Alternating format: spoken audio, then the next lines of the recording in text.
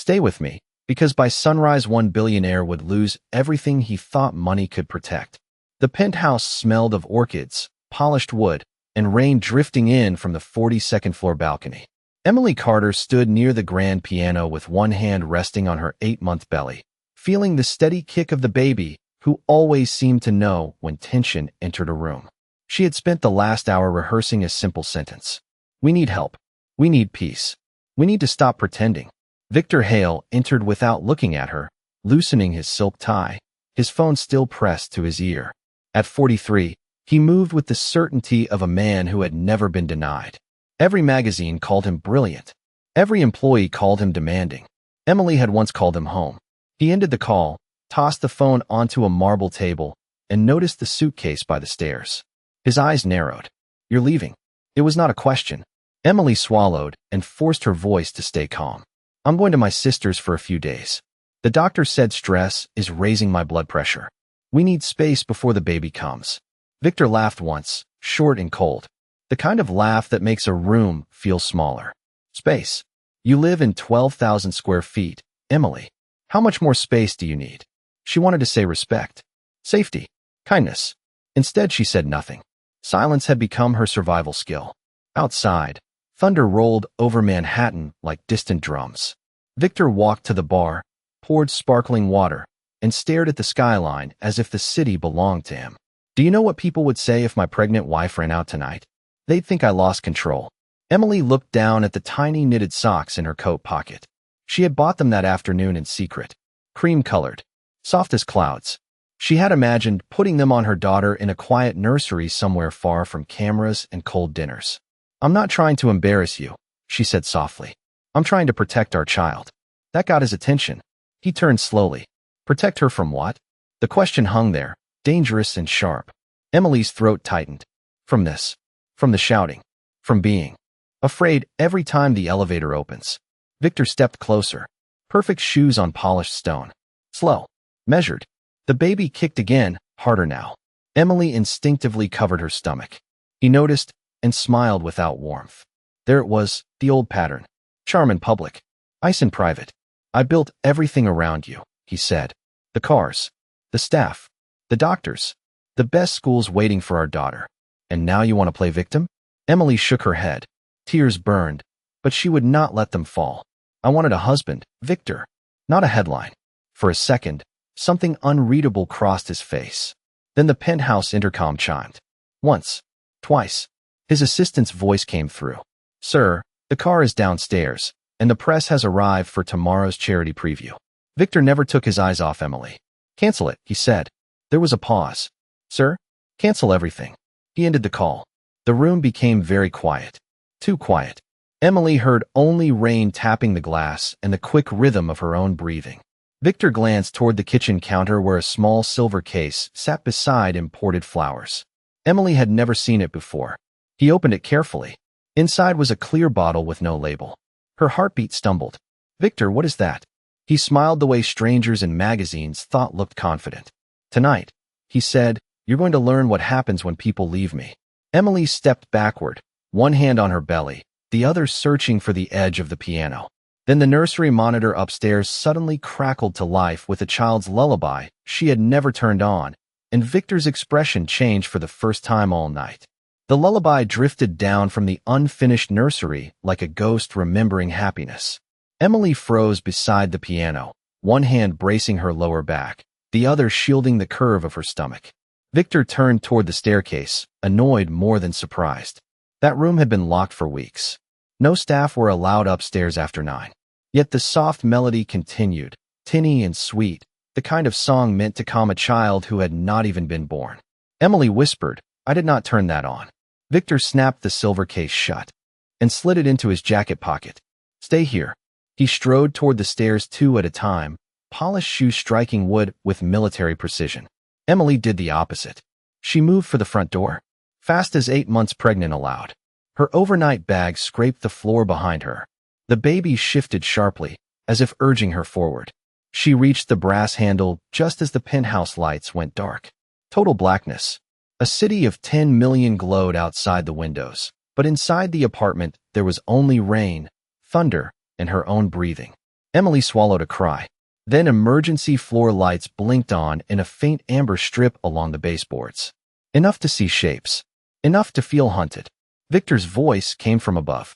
Who is in this house? No answer. The lullaby stopped mid-note. Silence returned, heavier than before. Emily pulled the door open. Locked. She tried again. Locked from the security system. Of course. Victor controlled every lock, every camera, every entrance. He once called it smart living. Tonight it felt like a cage. Her phone. She reached into her coat pocket. Gone. She remembered leaving it charging in the kitchen. Another mistake. Another thing fear steals from people. A crash sounded upstairs, then hurried footsteps. Not one set. Two. Emily backed away from the door as Victor descended, jaw tight, tie hanging loose, anger replacing control. Someone had entered the nursery through the service hall and vanished. The window was open despite the storm. Impossible on the 42nd floor. Who did you bring here? He demanded. No one, Emily said. I want to leave. Open the door. He ignored her and crossed to the kitchen counter. Her phone was gone from the charger. He looked at the empty space, then at her. You planned something. Emily almost laughed at the absurdity. Planned. She had planned diapers, baby names, and how to survive on a teacher's savings account. She had not planned fear, headlines, or locked doors. Victor took a step closer, then another. Before either could speak, the wall of windows flashed white with lightning. For 1 second, the entire penthouse became daylight. In that instant, Emily saw a figure standing on the balcony. Beyond the rain. Tall. Still. Watching. When darkness returned, the figure was gone. Victor rushed to the glass doors and yanked them open. Wind tore through the room, scattering papers, candles, and silk cushions. Rain blew across the marble floor. No one was there. 42 stories up, with nowhere to hide. Yet on the balcony railing sat a small object gleaming under the storm lights. Victor picked it up and went pale. It was a silver baby rattle engraved with one word. Lily. Emily frowned. Who is Lily? Victor closed his fist around the rattle so hard his knuckles whitened. No one, he said too quickly. No one important. The baby inside Emily kicked hard enough to make her gasp. Pain tightened across her abdomen, then released. Not labor. Not yet. But close enough to frighten her. Victor noticed, and his expression shifted from anger to calculation. Sit down, he ordered. We are not finished. Emily straightened despite the pain. We are finished. She moved toward the elevator hall instead of the locked front door. There was a service elevator for staff and deliveries. If the power was unstable, maybe the system had reset. Maybe one door in this fortress would fail. She pressed the call button. Nothing. Then, after a long 3 seconds, the elevator dinged softly. The door slid open. Inside stood an elderly doorman from the lobby, soaked from rain, clutching a sealed envelope. Mrs. Hale, he said, breathless and shaken. A man downstairs said this had to reach you tonight. Emily took the envelope. On the front, written in elegant black ink, were 4 words that stopped her heart. Ask Victor about Lily. The envelope felt heavier than paper should.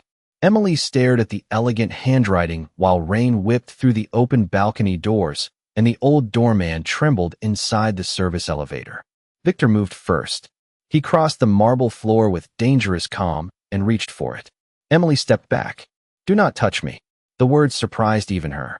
Stronger than she felt. Victor's jaw tightened. Give me the envelope. Emily looked at the doorman. Who gave you this? The man swallowed hard. A gentleman in a dark coat. He knew your name, ma'am. He said if I valued my job, I would bring it up myself and tell no one. Then he disappeared into the loading dock. Victor snapped, leave now. The doorman obeyed instantly, doors closing on his frightened face. Emily and Victor were alone again, except for thunder and the child turning inside her like a restless tide. She opened the seal with shaking fingers. Inside was a single photograph and one folded page. The photo was old, edges worn white. A younger Victor stood beside a woman with bright eyes and shoulder-length blonde hair. She was pregnant. His hand rested protectively over her belly. Both were smiling at a beach no magazine had ever shown. Written on the back in faded ink were 3 words. Summer with Lily. Emily felt the room tilt. Victor had never mentioned Lily. Not once in 3 years of marriage. She unfolded the note. If he tells you she was unstable, ask why no police report exists. If he says she left, ask why her passport never moved. If he says he loved her, ask why her daughter vanished the same week. Emily read it twice. Then once more. The baby kicked hard enough to steal her breath. Victor's voice came low and sharp. Lies travel faster than truth because they have less weight. Give me the paper. Who is Lily? Emily asked. No answer. She lifted the photograph. Who is she? Victor poured himself sparkling water with hands that were suddenly less steady than usual. Someone from before your time. Did she leave you? Or did she disappear? His glass stopped halfway to his mouth. You do not know what you are talking about. Then explain it to me. Thunder shook the windows. Victor set the glass down too hard. It cracked along the rim. Lily Warren was a mistake, he said. Young, dramatic, needy. She wanted money, attention, promises no man should make at 25. She left when she realized life was not a fairy tale. And the daughter? Emily asked quietly. Victor looked away toward the skyline. There was no daughter. The answer came too fast, too polished. Emily felt something old and painful click into place. Every time she had asked about his past, he redirected. Every time she had sensed a locked room in him, he bought flowers, trips, jewelry, silence. Not love. Management. She looked again at the beach photo. Victor seemed younger there. Softer. Human. Whoever Lily was, she had known a version of him Emily never met.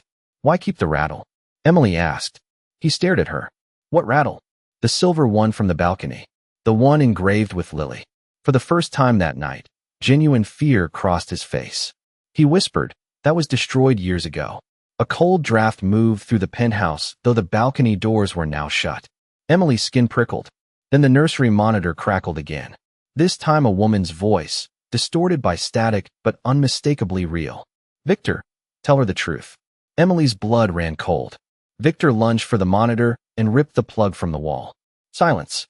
He turned slowly, breathing harder now. Someone is playing games. Emily backed toward the service elevator panel. Maybe truth always feels like a game when you have lied too long. Another pain tightened low across her abdomen, stronger this time. She gripped the console. Victor noticed immediately. We are going to the hospital, he said. Not out of concern. Out of control. Emily shook her head. I am not going anywhere alone with you. He stepped forward just as the private elevator chimed from the main foyer. Neither of them had called it. The door slid open. A tall man in a dark overcoat entered carrying a leather medical bag. Silver hair. Calm eyes. Rain on his shoulders. He looked directly at Emily, then at Victor, and said, I believe you still have something that belongs to my daughter. The man closed the elevator doors behind him with the quiet confidence of someone who had never rushed a day in his life. Rainwater darkened the shoulders of his overcoat, but his shoes were spotless. He set the leather medical bag on a console table and looked around the penthouse as if measuring every lie still hanging in the air. Victor recovered first. Security is clearly failing in this building. Get out. The stranger did not blink. Daniel Mercer, he said calmly. Chief of Reconstructive Surgery at Mercer Institute. Emily knew the name instantly. Every magazine in New York had featured him. The surgeon who rebuilt veterans, fire victims, and faces thought lost. Forever. Victor's expression hardened. I did not invite you. No, Daniel replied, but your past did. Emily gripped the edge of the wall panel as another wave of pain tightened across her abdomen, then eased. Daniel noticed at once. 8 months? He asked gently. 34 weeks, Emily said, surprised by how safe his voice sounded. He nodded once, already calculating. Stress contractions. We need to lower your heart rate and get you seated. Victor stepped between them. My wife is fine.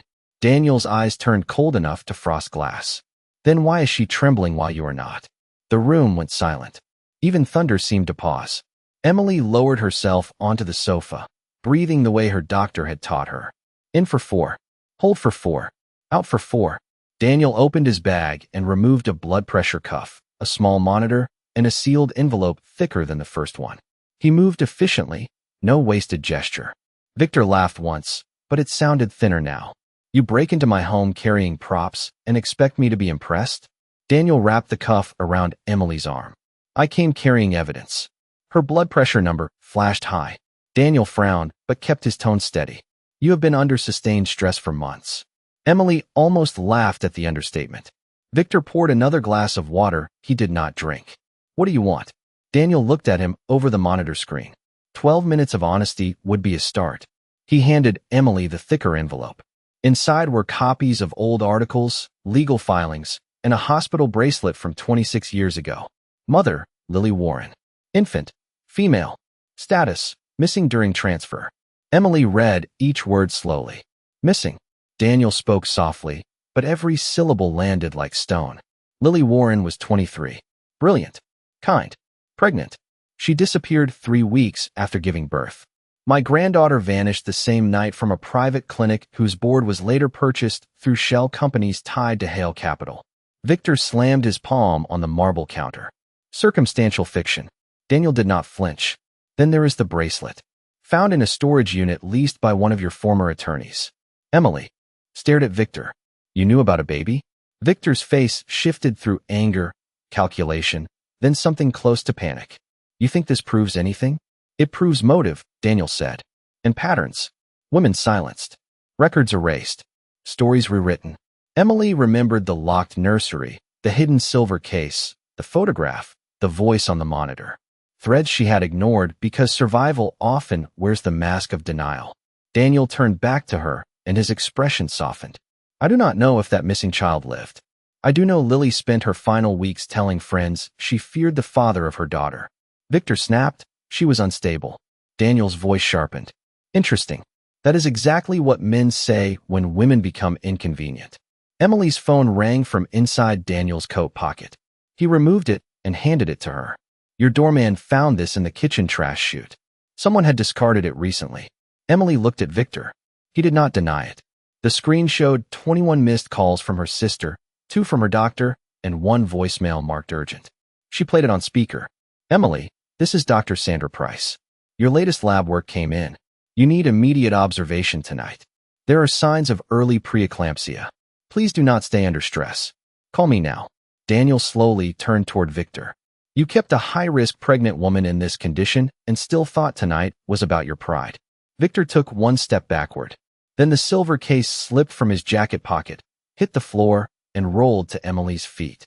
It sprang open. Inside was a melted photograph of a newborn baby and a second hospital bracelet labeled Baby Girl Warren. The tiny plastic bracelet lay on the marble floor like a witness that had waited 26 years to speak. Emily stared at the faded print. Baby Girl Warren. Daniel Mercer bent slowly, picked it up with careful hands, and for the first time since entering the penthouse, his composure cracked. His thumb traced the worn letters as if touch alone could return lost time. Victor moved toward him. Give me that. Daniel stepped back without hurry. No. That single word carried more force than shouting ever could. Emily looked from one man to the other, then at the melted infant photo inside the silver case. A swaddled newborn. Dark hair. Eyes closed. Someone had once loved this child enough to keep her picture hidden for decades. Another tightening pain crossed her abdomen, stronger now. She gripped the sofa cushion and inhaled sharply. Daniel was beside her in seconds. How far apart? 7 minutes, maybe 6, Emily whispered. Victor scoffed. Stress. Nothing more. Daniel's eyes flashed. Stress can send mother and child into crisis. He took out his phone and dialed. I need a private ambulance to Hale Tower now. Obstetric support. Security escort. He listened, then added, use the service entrance. Victor reached for the phone. You are not removing my wife anywhere. Emily lifted her head. Stop calling me that. The sentence landed harder than thunder.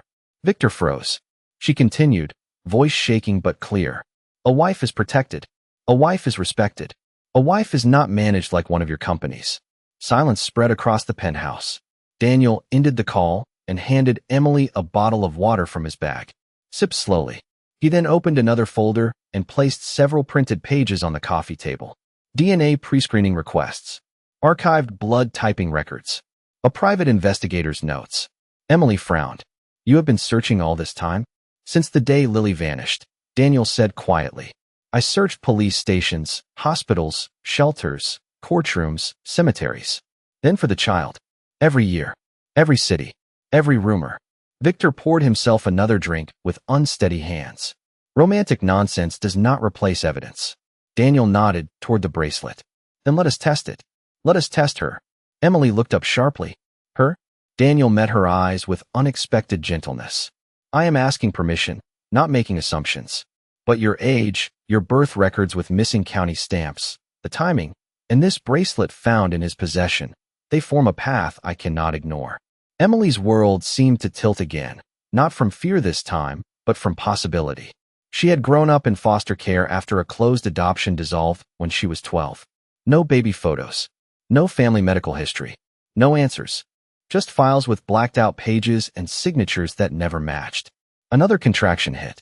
She doubled forward with a gasp. Daniel checked his watch. 5 minutes. We are leaving now. Victor blocked the hallway. No one leaves until my attorney arrives. Emily rose slowly despite the pain. Rain flashed silver across the windows behind her. For years, she had mistaken his control for strength. Tonight it looked smaller. Pathetic, even. Move, Victor. He did not. Daniel stepped beside her, calm as stone. You can stand in front of a door, he said, but you cannot stand in front of the truth forever. The private elevator chimed again. This time, 2 uniformed medics entered with a stretcher and a female nurse carrying obstetric equipment. Victor barked at them to leave. The nurse ignored him completely. Emily almost smiled. The medics helped her onto the stretcher. As they wheeled her toward the elevator, Victor finally cracked. Emily, if you walk out now, do not come back. She looked at him with a steadiness that surprised them both. I left this marriage months ago. My body is just catching up. The elevator doors began to close. Then Daniel stopped them with one hand and turned to Victor. One more thing. He lifted the baby bracelet into view. If her DNA matches Lily's line, everything you buried comes back with interest. The doors shut on Victor's face. As the elevator descended, Emily clutched her belly and whispered to the child inside her. We are going to meet the truth tonight. On the lobby level, a crowd of reporters suddenly surged against the barricades, all shouting the same question. Who is Lily Warren? The ambulance doors closed, muting the roar of reporters into a distant storm of voices and camera flashes. Inside, everything became light, stainless steel, and urgency. Emily lay back against crisp white padding, one hand gripping the rail, the other pressed over the place where her daughter rolled and stretched as if impatient to enter a better world. The medic strapped a monitor around her arm while the nurse placed sensors across her belly.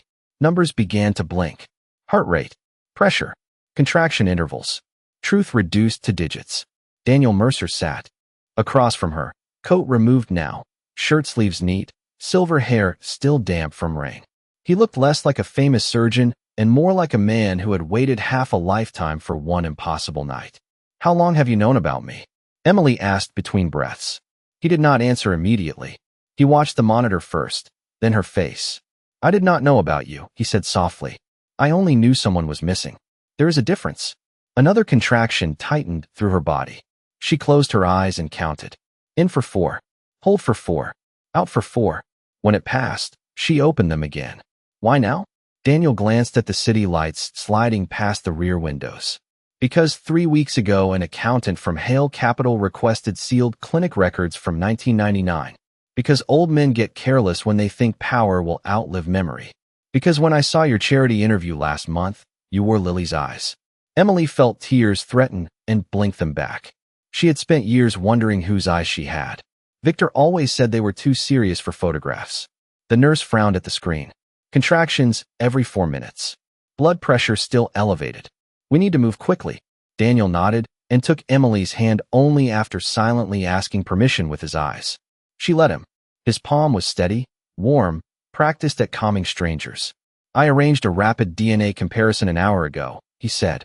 From the bracelet skin cells, Lily's archived tissue sample, and your cheek swab taken from the water bottle. Emily stared. You tested me already? I prepared to, he corrected gently. You can still refuse. She thought of foster homes, sealed files, birthdays with no family stories, and a marriage built on locked doors. Run it, she said. The medic's radio crackled. Mercer Institute ready. Security requested due to media presence. Daniel's jaw tightened slightly. Victor moves fast. Emily almost laughed. So does karma. Outside, sirens split traffic. Rain streaked across the windows like silver threads. Her phone buzzed in Daniel's coat pocket. He handed it to her. Unknown number. She answered. Victor's voice filled the small space, smooth again, controlled again, as if the penthouse had never happened. Emily, listen carefully. You are emotional and being manipulated. Come home. We can fix this privately. Daniel held out his hand for the phone. Emily shook her head. No. She wanted to hear him unravel. There is no home, Victor, she said quietly. There is only a building with locks you control. His tone sharpened. If you proceed with these accusations, every detail of your past becomes public record. Every adoption file. Every foster placement. Every secret. Emily looked at the monitor, tracing her daughter's heartbeat in bright green peaks. For years, threats had sounded like whether she could not stop. Tonight, they sounded tired. Then let them see everything, she said. I am done hiding for crimes I did not commit. She ended the call. Daniel's eyes held something deeper than admiration. Relief. The ambulance turned sharply and slowed beneath a covered entrance. Through the rear glass, she saw floodlights, private security, and a line of doctors waiting with a gurney. Mercer Institute rose above them in steel and white stone, 12 stories of reputation and miracles. As the doors opened, a young technician ran toward Daniel holding a tablet, breathless. Sir, preliminary match is in. Daniel read the screen once, then looked at Emily with tears he no longer bothered to hide. He could not speak for a moment. Finally, he whispered, Welcome home, Charlotte Lily Mercer. Emily's breath caught. Charlotte, the name from her earliest foster file, the one crossed out in black ink. Before she could answer, the nurse gasped at the monitor. The baby's heart rate had suddenly dropped. The hallway outside Mercer Institute erupted into motion. Nurses pushed Emily's gurney through glass doors that opened like wings, while alarms from the fetal monitor pulsed in sharp, steady bursts. The world became white ceilings, polished floors, and voices trained not to panic. Emily tried to lift her head. Is she okay? The nurse beside her kept one hand on the monitor and one on Emily's shoulder. We are helping her now. Keep breathing.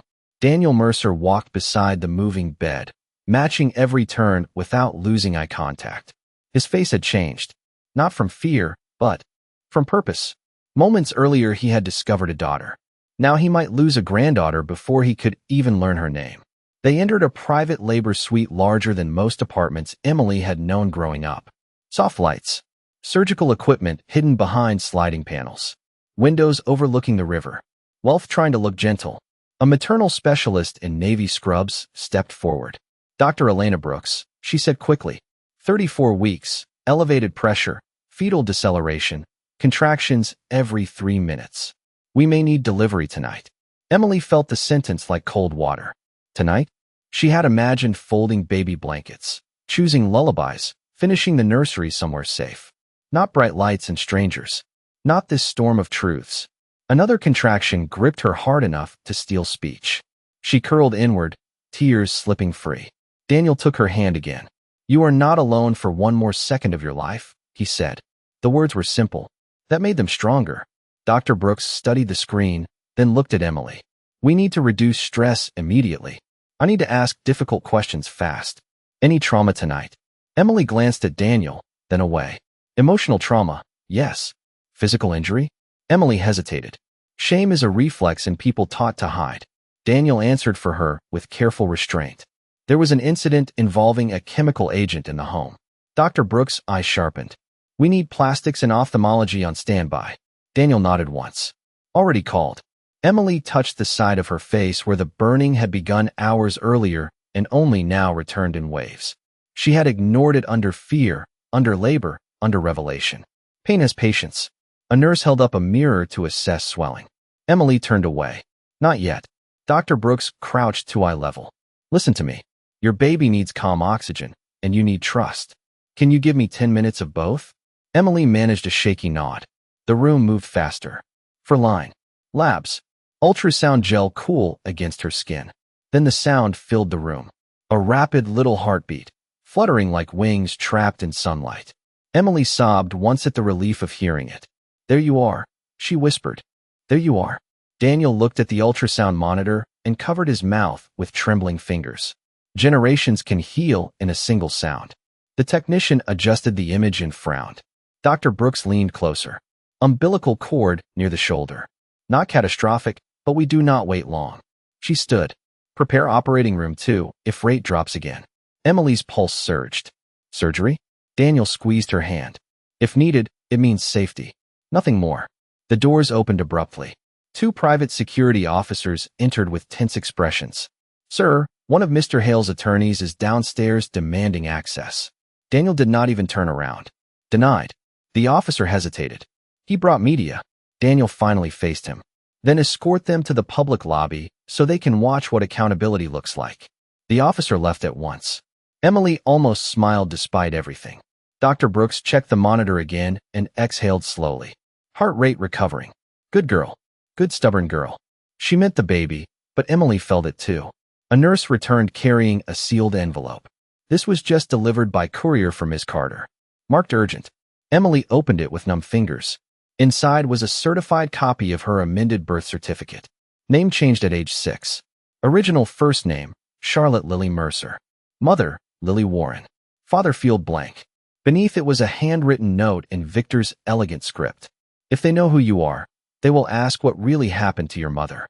Emily looked up, breath caught in her throat. Then every monitor in the room alarmed at once. Every monitor screamed at once.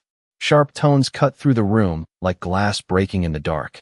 Emily's blood pressure surged. The baby's heart rate dipped again, and the paper in her hand slipped onto the blanket like one more secret too heavy to hold. Dr. Brooks moved instantly. "Left side now. Oxygen mask. Call operating room 2. Nurses surrounded the bed with practiced speed, calm hands doing urgent work. Emily could barely hear them over the pounding in her ears. Daniel Mercer snatched the letter from the floor, scanned Victor's handwriting once, and his face turned to stone. "What did he mean about your mother?" Emily gasped through the mask. "I do not know." Then another contraction crashed through her. Dr. Brooks looked at the tracing and made the decision no one wanted, but everyone trusted. "We are delivering tonight." Emily's eyes filled. "Is she too early?" 34 weeks is strong, Brooks said firmly. "She may need help, but she is coming into very capable hands." Daniel leaned close enough for Emily to focus on one steady thing in the chaos. "Listen to me. Families are not built by perfect timing. They are built by who stays. I am staying." Tears slipped into Emily's hairline as they rolled her bed toward the operating suite. Hallway lights streaked overhead in white bars. The ceiling looked like pages turning too fast. At the double doors, a security officer rushed forward with a tablet. "Sir, this just hit every outlet." Daniel took it. A live press conference filled the screen. Victor Hale stood at a podium in the lobby downstairs, suit changed, tie straight, face composed. Cameras flashed like lightning. "My wife is under emotional strain," Victor was saying smoothly. "False accusations are being spread by opportunists exploiting a private medical situation." Emily tried to sit up. "He is lying." Daniel lowered the tablet where she could see. "Then let him lie publicly. It shortens the fall." The video continued. Victor lifted a folder dramatically. "We have evidence that Emily falsified parts of her identity before our marriage." Gasps rippled through reporters. Daniel smiled without warmth. Desperation always puts on a tie. The operating room doors opened. Bright lights. Stainless steel. Focused faces. Emily was transferred to another bed while the anesthesia team spoke gently through every step. Dr. Brooks stood at her side. "I need you present with me for 10 more minutes." "Can you do that?" Emily nodded. She had survived years of fear. She could survive 10 honest minutes. Daniel remained near her shoulder in sterile coveralls now, transformed from grieving father to Surgeon General of Hope. A nurse handed him another tablet. "Sir, you need to see this." It was not news. It was security footage from Hale Tower loading dock, timestamped 2 hours earlier. Victor, speaking urgently to a man in a dark coat, handing over cash, passing a sealed envelope. Daniel's eyes narrowed. "Keep that secure," he said. "Chain of custody immediately." Another nurse entered breathless. "Sir, police are in the lobby requesting statements regarding historical clinic fraud tied to Hale Capital." Daniel almost laughed. Sometimes the universe enjoys timing. Emily felt pressure, voices, movement. Not pain, just force and anticipation. Dr. Brooks watched the monitors. "Good. Stay with me." Then suddenly the room changed. The kind of stillness that comes right before miracle. One final instruction. One final push of effort. Then a new sound rose above every machine in the room. Thin at first, then louder, fierce, indignant, alive. Emily sobbed openly as a tiny crying baby was lifted into view. Pink cheeks, dark hair damp, fists already clenched at the world. "Your daughter," Brooks said, smiling at last. 7 pounds, 1 ounce, and very opinionated. Daniel covered his face and wept without shame. They laid the baby briefly against Emily's chest. Warmth met skin.